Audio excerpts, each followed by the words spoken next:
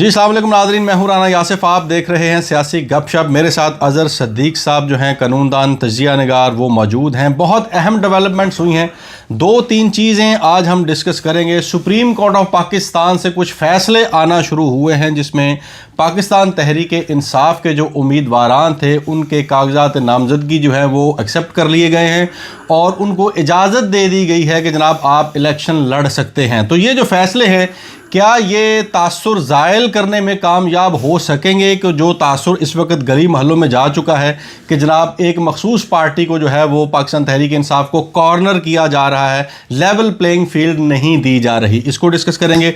और दूसरे नंबर पर सलमान अकरम राजा साहब का बहुत इंपॉर्टेंट केस था, बहुत इंपॉर्टेंट केस वो लेकर आए। Division bench Lahore high court ने सुना और तमाम बहस व मुबाहिसे के बाद अब वो मामला जो है वो इलेक्शन कमीशन के सुपुर्द कर दिया गया है। मतलब वो इलेक्शन कमीशन जिसकी अपनी क्रेडिबिलिटी चैलेंज है। तीसरे नंबर पर हम जो है अज़हर सदीक़ साहब से ये जानने की कोशिश करेंगे कि ये जो 190 मिलियन पाउंड का जो केस है इसकी असल कहानी है क्या। ये 3 हमारे आज के इंपॉर्टेंट पॉइंट्स होंगे। अज़हर भाई, सबसे पहले हम बढ़ेंगे सुप्रीम कोर्ट ऑफ पाकिस्तान की तरफ। वो जेड़ा बल्ला पाकिस्तान तहरीक इंसाफ ने घमाना सी वो हुण सुप्रीम कोर्ट ने नेरे च घमाना शुरू कर देता। मतलब ये क्या है? क्या आपको सुप्रीम कोर्ट चीफ जस्टिस की बात कर रहे हैं? मैं वो इस्तीफे के मामले के ऊपर तो बाद में आता हूँ, लेकिन मैं ये जानना चाह रहा हूँ कि ये जो फैसले आ रहे हैं क्या ये तासुर ज़ायल करने में कामयाब हो जाएंगे? खुल के बात करें ना कि जस्टिस काजी फाजी सारे जो फैसले दिए हैं और जो आप फैसले आ रहे हैं, फर्क क्यों? आप ये कहना चाहते हैं? मतलब देखें ना, जो चीजें थी, जो चीजें जो अकॉर्डिंग टू लॉ थी वो सुप्रीम कोर्ट ऑफ पाकिस्तान ने देखी। डरते हैं ना, खुल के बात नहीं ना करते ना, ये तो कोई बात नहीं। देखिए बात सिर्फ इतनी है यासिफ साहब, जस्टिस काजी फायजीसा का आप हिस्ट्री अगर थोड़ी सी देख लें, वो समझते रहे हैं कि जनाब इमरान खान साहब जब उनसे कोई बुग़्ज़ रखती है सियासी जमात, वो इमरान खान के खिलाफ उनके दौर के अंदर कई केसेस उन्होंने उठाए, फिर रेफरेंस वाली बात भी उनके आए। और ये जो पीछे 3-4 केसेस जो ख़ास तौर पर हैं, चाहे वो ताहियात नाहली वाला ले लें, सेक्शन 215 वाला ले लें, इलेक्शन वाला मामला ले लें, या इंटर पार्टी इलेक्शंस के हवाले से, ये सारे प्रोसेस को अगर आप देखें तो एक तरह का इंप्रेशन ये डेवलप हुआ कि जस्टिस काजी फायजीसा शायद तहरीक इंसाफ को लेवल प्लेइंग फील्ड देने वाला जो मामला चल रहा है, लोग बातें, यानी आज एक ट्वीट आया, मैंने भी वो ट्वीट कर दिया, रीट्वीट मैंने किया। उन्होंने कहा जी सुप्रीम कोर्ट जो जिसमें जिक्र किया गया, हवाला दिया गया है अमरीकी कोर्टों का, बरतानिया के निज़ाम इंसाफ का, और वो नहीं साकिब बशीर है, मेरी सीनियर है, अपना सीनियर साफ़ी है, और उन्होंने वो बात बड़ी वाज़ेह तौर पर कही कि क्या वो पाकिस्तान तहरीक इंसाफ को प्लेइंग फील्ड या लेवल प्लेइंग फील्ड भी फराहम कर पा रही है। तो ये जस्टिस काजी फायजीसा साहब को ये सोचना चाहिए। मुझे नहीं पता क्या है, लेकिन एक बार मैं बता दूं आपको, इसलिए होता था कि हम ये बात करते थे कि इसके लिए लार्जर बेंच बनाया जाए, ये जो हम ख्याल बेंच का जो कॉन्सेप्ट है ये ख़त्म किया जाए। आज देखिए जस्टिस मुनीम अख्तर और जस्टिस सैयद मंसूर अली शाह के इंडिपेंडेंट बेंचेस के सामने, बेंचेस से इंडिपेंडेंट से मुराद ये नहीं है कि बाकी बेंच कोई बायस्ड है या किसी और कॉन्टेक्स्ट में, जब वो लगा है तो उन्होंने देखे एक बड़ी बात, जो पहले दिन से कह रहा हूँ, भाई को इलेक्शन लड़ रहा है तो लड़ने देना उसको भाई, या तो 62 और 63 के पेड़ एक इश्तिहारी है, अभी कहाँ लिखा है इनमें इश्तिहारी है तो इलेक्शन नहीं लड़ सकता। हम एक बंदा जो भी डिफॉल्टर पे अगर 60 सब आर्टिकल 2 और सब आर्टिकल 10 में लिखा हुआ है, भाई एक आदमी अगर डिफॉल्ट है उसको पता नहीं चला, आप पैसे दे रही हैं तो बात खत्म हो गई। तो यहाँ तो ये भी वो कर दिए, इस तरह अकाउंट ही खोला, अकाउंट ही स्पेसिफिक खोला तो आप इलेक्शन ही लड़ने देंगे यार, कमाल हो गई। ये वो चीज़ें हैं जो रेमेडी हो जाती है। और ये जो मौजूदा सुप्रीम कोर्ट में जो इन्होंने इस बात को सामने रखते हुए ना बड़ी वजाहत के साथ ये चीज़ें तो क्लियर कर दी, ये इट शुड बी, ये पहले दिन से ये इंप्रेशन आना चाहिए था। अब कोशिश की जा रही है, लेकिन मैं नहीं समझता कि देर हो गई है। अदालतों में लोगों का एतमाद जो है वो उतना बहाल नहीं रहा, और नज़र आ रहा है कि पाकिस्तान तहरीक इंसाफ के साथ playing field, level playing field तो दूर की बात है, प्लेइंग फील्ड ही नहीं मिल रही है। ये इसमें कोई शक नहीं है कि ये इलेक्शन भी लड़ लेंगे, चौधरी परवेज़ लाई आके ग्राउंड भी बना लेंगे। चौधरी परवेज़ लाई आज भी जेल के अंदर है, सरम जावेद आज भी अंदर है। भाई आप क्या नहीं क्या? तो अज़हर भाई ये जो मतलब आरओ से लेके सुप्रीम कोर्ट तक का जो वक्त तय किया है, मतलब इसका कौन वाली बात है? इसमें तो बड़ी बात है, ये और इलेक्शन कमीशन जिम्मेवार है सारे प्रोसेस का, मतलब ये सारे प्रोसेस का जिम्मेवार इलेक्शन कमीशन। और इलेक्शन कमीशन ये जो तफसीली फैसले इनके आए हैं तो इसमें इलेक्शन कमीशन के ऊपर लायबिलिटी आनी चाहिए। यानी हम डिफेंड करते फिर रहे हैं इलेक्शन कमीशन को। किस बात के इलेक्शन कमीशन को डिफेंड करते फिर रहे हैं? इलेक्शन कमीशन एक ही सियासी जमात के पीछे पड़ी हुई है, बाहर हर कोई देख रहा है। मैं क्या देख रहा हूँ, हर एक की जुबान के ऊपर एक ही लफ्ज़ है कि इलेक्शन कमीशन क्या रोल प्ले कर रही है। लेकिन अब ये जो कुछ भी है आपको तो इसके साथ गुजारा करना है। मगर इन 3 फैसलों से जो सुप्रीम कोर्ट की तरफ से आए हैं, परवेज लाई साहब का आया, सनम जवेद साहब का आया है और शौकत बसरा, ये तो कई लोगों के मुंह पे 12 बजा दिए इसने सर। नहीं 12 तो बजने अब, लेकिन वो क्या 12 बजे, मेरी एक बात सुने, जो बात है हमें एक तरफ ही बात रखनी चाहिए। 12 तो बजा दी हैं, लेकिन बड़ी देर की मेहरबान आते आते। यानी यहाँ क्या हुआ है, यहाँ यानी ट्राइब्यूनल से फैसले डिटेल लेट मिले, फिर फुल बेंच के सामने आए, फुल बेंच से सर्टिफाइड कॉपीज जो मैंने चैलेंज करना है, मुझे भी कुछ आज मिली हैं कॉपियाँ, वो कॉपी अवेलेबल नहीं है। अब कॉपियाँ आज कॉपियाँ अवेलेबल, और उनमें से भी कई ऐसी चीज़ें जो अवेलेबल नहीं हो पाई। ये बड़ी तकलीफ दे बात है।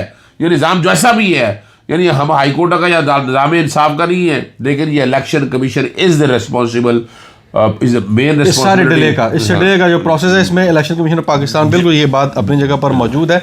अच्छा जी, सलमान अकरम राजा साहब जो हैं, ये लेके आए थे एक इम्पॉर्टेंट मामला लाहौर हाई कोर्ट में कि जनाब मुझे बैकग्राउंड पे वो पिटीशन वो चल रही है पूरी बैकग्राउंड कि जनाब मैं मुझे आज़ाद उम्मीदवार ना गर्दाना जाए, मुझे पाकिस्तान तहरीक इंसाफ का लिखा जाए। तो ये मामला पहले डिवीजन बेंच ने तसल्ली से सुना है और उसके बाद इसको इलेक्शन कमीशन की तरफ जो है वो रेफर कर दिया। लेकिन इसमें अजहर भाई एक बड़ी इंपॉर्टेंट बात है, ये अब चाहे में गोइयाँ हो रही हैं कि जब कोई कॉन्डक्ट होता है ना, जो आउटलुक होती है, बॉडी लैंग्वेज जो होती है, वो बड़ी मैटर करती है। सुप्रीम कोर्ट की प्रोसीडिंग्स को सुन के बहुत सारे जो जुडिशरी के और लोग हैं, जुडिशल अफसरान जो हैं, वो भी थोड़े से देख के आप कहना ये चाह रहे हैं कि जस्टिस काजी फायज ईसा का जो फुल बेंच है, जिसमें बल्ले के निशान वापस लेने के हवाले से बहुत सी चीज़ें यानी किसी और तरफ चली गई हैं, और जो सलमान अकरम राजा वाला केस है, ये हो क्या रहा है? मतलब वो, अच्छा मैं आपको शॉर्ट से बताता चलूँ। बैकग्राउंड पे देखा, हमने पूरा फैसला चला दिया नाज़रीन के लिए, और साथ जो सलमान अकरम राजा ने नेशनल असम्बली की और सूबाई असम्बली की जो टिकट है वो साथ लगाए। उनका केस बड़ा सीधा सा केस है। वो कहना ये है उनका कि वो पाकिस्तान तहरीक इंसाफ के कैंडिडेट हैं, उन्हें टिकट मिला है बाकायदा, उन्होंने नॉमिनेशन पेपर दाखिल करते हैं, डिक्लेरेशन में लिखा कि वो पाकिस्तान तहरीक इंसाफ के कैंडिडेट हैं, ये सारा कुछ लिखा।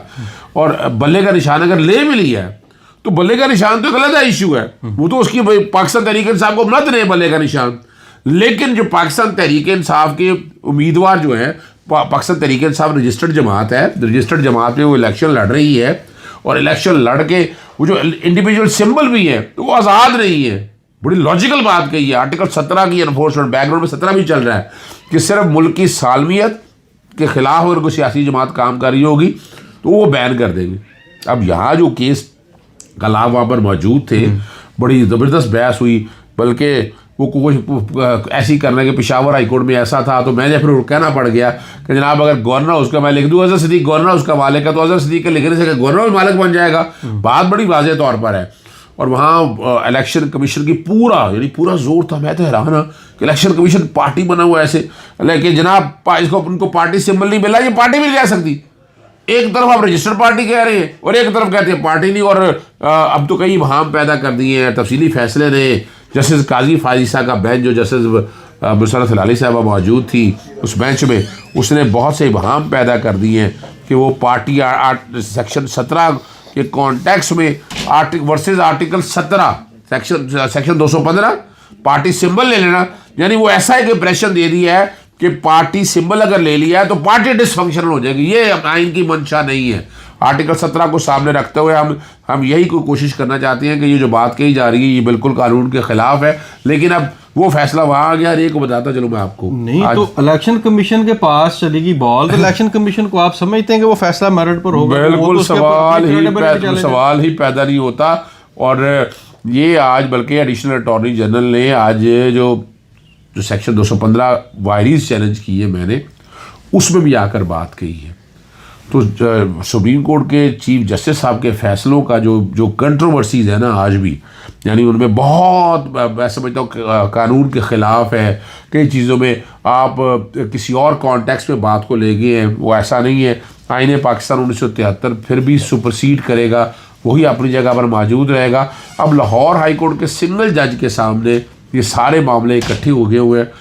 29 जनवरी के लिए ये केस की समाअत हुई है। वहाँ हम ये सारा लेके जाएंगे, सलमान राजा के केस की पिटीशन भी हम वहाँ लेकर जाएंगे, वहाँ कोर्ट के सामने हम कोशिश करेंगे वो सारी चीज़ें रखें ताकि हालात ठीक आ सके। बहरहाल इलेक्शन कमीशन की अपनी क्रेडिबिलिटी है, सब लोगों को पता है कि वो क्या क्रेडिबिलिटी है और वो क्या कर पाएगा इस पिटीशन के ऊपर। बहरहाल ये जो 190 मिलियन वाला मामला, आप मैंने अभी 190 बोला और आपके चेहरे पे मुस्कान और मुस्कुराहट आना शुरू हो गई, ये क्या कहानी, क्या ये हैंड पार्क? यार ये बड़ी ज़्यादती है, मैं बताऊँ आपको। मैं आज कोई नाज़रीन आपके लिए कुछ सच्चाइयाँ बयान करने की कोशिश करूँगा मैं आपके सामने। 190 मिलियन पाउंड का कोई केस नहीं है। इमरान खान साहब को बताया कि जनाब ये पैसे जो हैं ये अपने पास ले गए, 1 रुपये का बेनिफिट नहीं है। 190 मिलियन सुप्रीम कोर्ट के पास आया और वापस हुकूमत पाकिस्तान के पास चला गया, 1 रुपये का भी। लेकिन असल जो कहानी है ये पनामा से शुरू होती है, तो समझिएगा। आपको ये भी बताना चलो तारीखी तौर पर कि पनामा सबसे पहले हमने उठाया था। सुप्रीम कोर्ट ने तो नवंबर 2015 के 16 में मैटर को टेकअप किया था ना। हमने 2015 में अंदर हमने जैसे पनामा आया उसी वक्त हम ले गए, नैब में दरखास्तें दी, तो हमें तो बहुत से हकायक पता है। पनामा वाला जब ये मामले की इंक्वायरी हो रही थी ना, तो उन्हीं दिनों पर 2015 के अंदर ही ये जो हाइड पार्क के मलकियत है हसन हुसैन की है। जब इन्हें पता चला कि ये तो पल्ले गले पड़ जाएगा, इन्होंने फिर फ़ौरन बेचने की कोशिश की। और वहाँ उन दिनों कहानी चली, जंग और जियो ने, गालिबन जंग या जियो ने कहानी ये चलाई कि एक नकाब पोश इसको ख़रीदने के लिए आ गया, नकाब पोश को ज़ाहिर किया गया आसिफ अली जरदारी। और बड़ी मज़ेदार बात है, ये पक्की बात है, आसिफ अली जरदारी, उन्हें आसिफ जरदारी नहीं था, ये भी बताना चलूँ आपको। लेकिन पीपल्स पार्टी को क्लियर करना चाहिए था, नहीं किया। वो प्रॉपर्टी जो है वो 38 अरब के करीब थी और बेची गई 50 अरब की मलिक रियाज को। कितने की बेची गई? तो 12 अरब रुपया जो इजाफी लिया ये, और ये 38 अरब इनके पास कहाँ से आया? यानी एक तरफ तो पनामा की बात हो रही है, दूसरी तरफ हाइड पार्क की आज तक नहीं आ सका।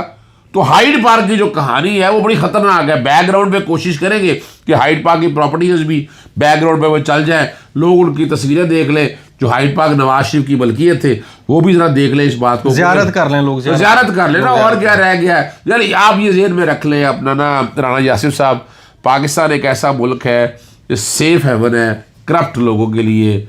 उनके हम तो समझ रहे बाहर के, यानी यहाँ के लोग लूट मार करें, पैसा ले जाए बाहर। आप भूल जाए कोई एक जगह आप स्विट्ज़रलैंड से पैसा ला सके, आप पनामा के किसी से पैसा ले आए, आप बहामा वाली बात चली, आप दुबई वाला चला, कोई पैसा ले आए आप नहीं ला सके। आपका लूट मार के जो मर्जी कर जाए, तबाही कर दे। अब यही तो इमरान खान कहता था करप्शन के खिलाफ उसने जंग लड़ी, उसका क्या कसूर है? लोग कहते हैं केस कोई नहीं बनाया। भाई वो मनी लॉन्ड्रिंग वाला केस शुगर वाले में, शहबाज शरीफ उनके केस जिसमें आपको पता है वो रिजवान जो इन्वेस्टिगेशन ऑफिसर था वो अपना वो जहर दे के या जो कुछ भी दे के आप कहें, ये सारे अपनी जान से हाथ धो बैठे हैं। ये इट्स अ डिफिकल्ट वर्ल्ड। लेकिन याद रखिएगा आपके वोट की ताकत, 8300 से वोट चेक करें। अगर आप चाहते हैं इस सारे निज़ाम के खिलाफ खड़े हो जाए तो वोट डालने के लिए निकलिएगा, मर्जी करें अपनी आप। लेकिन आप सोच लें कि इस माफियास और करप्शन को, यानी करप्ट लोगों को, पाकिस्तान को आगे ले जाने के लिए कौन सी सियासी जमात आगे ले जा सकती है। नाज़रीन अपना फीडबैक ज़रूर दीजिएगा। प्रोग्राम आपने सुना, इसको सब्सक्राइब भी कीजिएगा चैनल को, और लाइक भी कीजिएगा, शेयर भी कीजिएगा, और अपने फीडबैक का ज़रूर हमें बताते रहिएगा। इजाज़त दीजिए, अल्लाह ने के बाद।